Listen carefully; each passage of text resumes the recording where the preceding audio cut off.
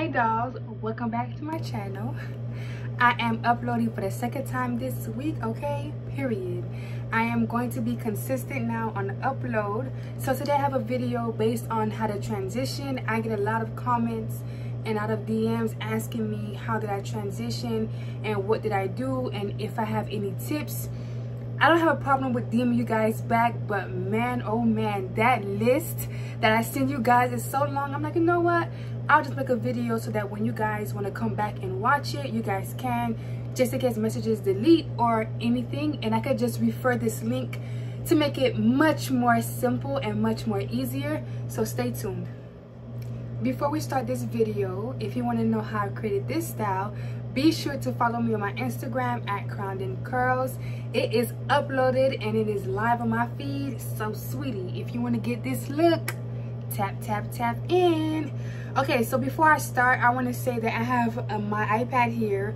I have all the notes that I want to mention in this video to ensure that I am not missing anything and to ensure that I'm giving the correct information.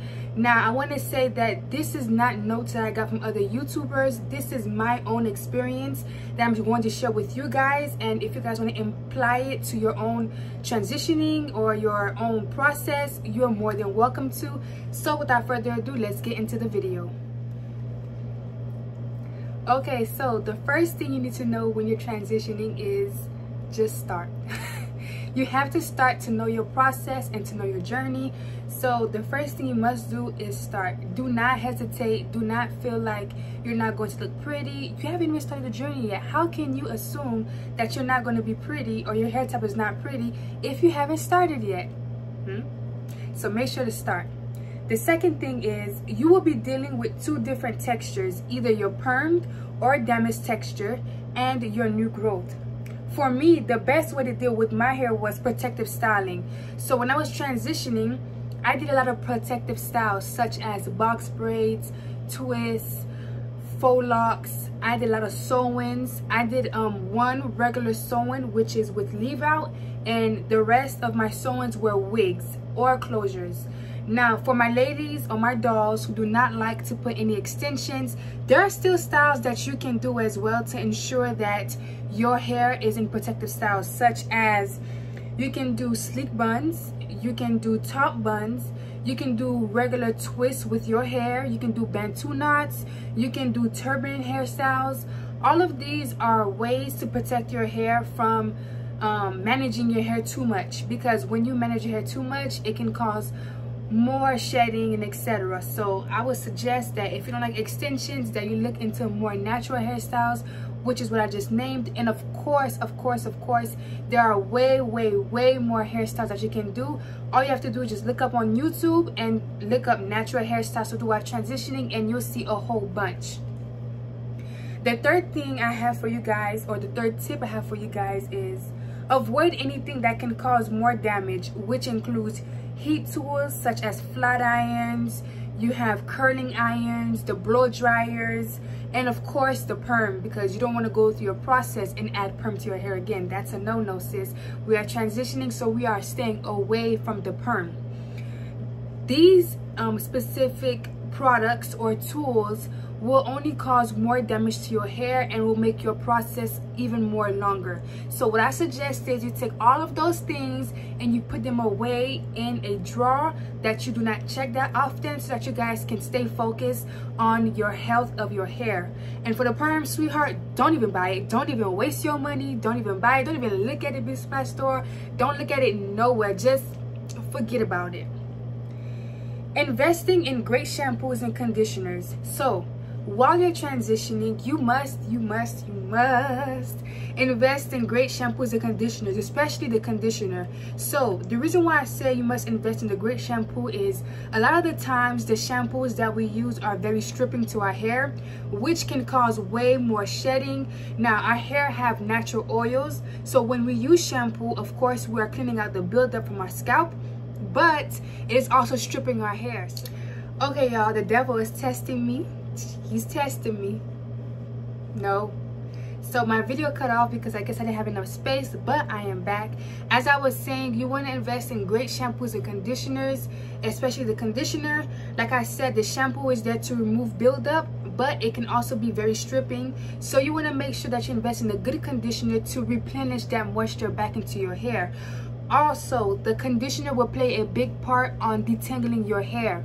Detangling process may not be that easy, but with the right products, it can be a bit more simple and make your life way more easier. So what I did when I was transitioning was I found me a good shampoo and a good conditioner. Now me, I used a lot of shampoos, a lot of conditioners while I was transitioning because I was trying to find the right one. So this process is called trial and error. So what works for me or what works for other YouTubers may not work for you.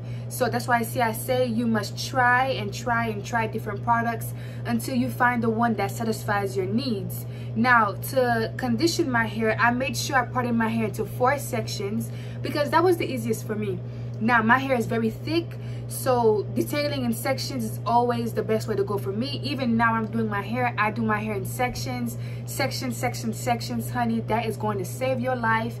That is going to make your life way more easier. Now of course, if you have finer hair than me, you can detangle the way that you want, either in 2 sections, in 1 section. It just depends on your preference and the way you want.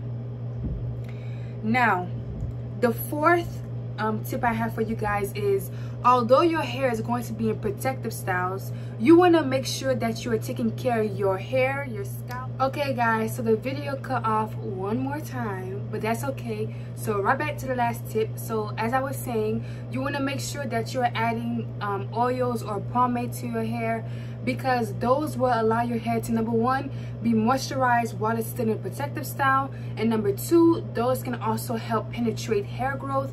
I know for me, when I was transitioning and I did my protective styles, I used a lot of wild hair growth oil and castor oil. Wild hair growth oil can be found at your local beauty supply store, and the castor oil can also be found there, or I found mine at TJ Maxx. So you have to shop around. I am not sure in what state you guys are living in, or what city or what country, so I can't really refer you guys to a specific link, but I will try my best to leave a link down in the description box. Do not forget to check that out. So yes, the 5th tip I have for you guys is, because this process can be a bit tedious, I would say each month, to track your progress, take pictures. Pictures will be a big help to you, because you will realize that, you know what, I may feel like it's a long time, I may feel like it's taking forever, but the pictures will show you month to month on how much your hair grew. And even if your hair grew just a little bit, sis, that is progress. Okay, don't give up, be patient with yourself, and just take your time. The 6th step I have for you guys is, I'm going to read it off of here because this is actually a very important tip. I put, enjoy the process, learn your hair, research your hair type, because this will be very helpful when it comes to what creams to buy once you fully transition. Speaking of creams, you also want to apply moisturizing creams to your hair while you are transitioning. It is a way to help your hair retain moisture, and it benefits the hair as well. I used leave-in creams during my process, which made my hair so much more softer and manageable. Hair type is basically where your curls range from, meaning 1A to 4C. 1A, 1B, of course, meaning there are no types of curls, no waves. Type 2, there's a bit of waves forming. Type 3, you have a bit of curls. Type 4 is coils. So of course, if you don't understand what I'm saying, I suggest you all go to YouTube and type in hair chart, and there are bunch and multiples of videos explaining what the hair chart means and what each different number of hair section, etc. means. Lastly, stop. Stop.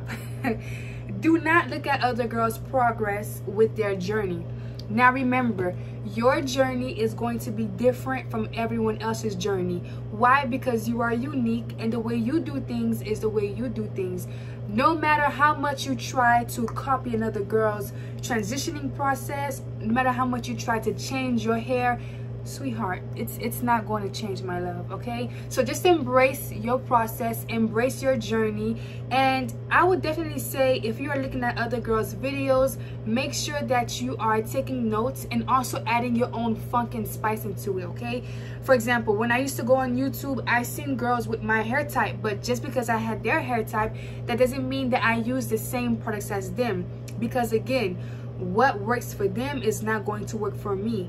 I will also say, before buying a cream or investing into a cream, make sure that you are looking up the cream before you're buying it, so that you can know if it works on your hair. So basically what I did was, let's say I wanted to buy a Cantu curl activating cream, right, from the Cantu line.